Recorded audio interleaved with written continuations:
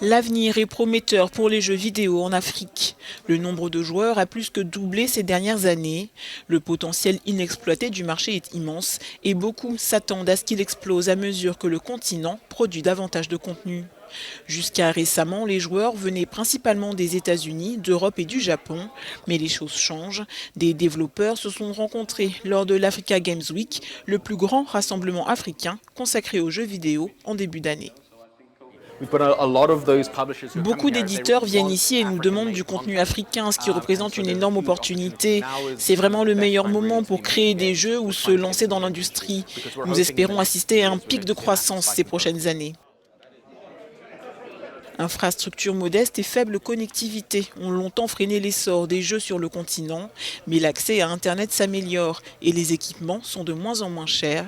Sur ce nouveau marché, le centrafricain Teddy Kosoko ouvre la voie. Depuis 2018, il crée des jeux qui racontent l'histoire de l'Afrique.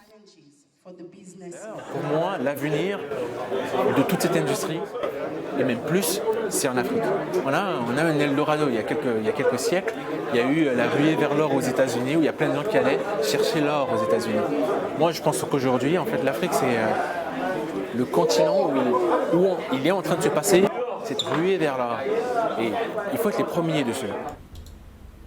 Kosoko s'est installé en France à 18 ans pour étudier l'informatique et la gestion. Il a créé un studio à Toulouse qui emploie 8 personnes. L'une de leurs créations permet aux joueurs d'utiliser les avatars de héros africains comme le leader révolutionnaire du Burkina Faso, Thomas Sankara, la chanteuse sud-africaine Myriam Makeba ou encore George Weah. Ça n'intéresse que des Africains ou des gens de la diaspora. On s'est rendu compte qu'aujourd'hui, on doit apprendre aux jeunes à s'aimer, à se valoriser. Il y a un problème énorme par rapport à ça. Et pour nous, tout ça, c'est au cœur de nos créations.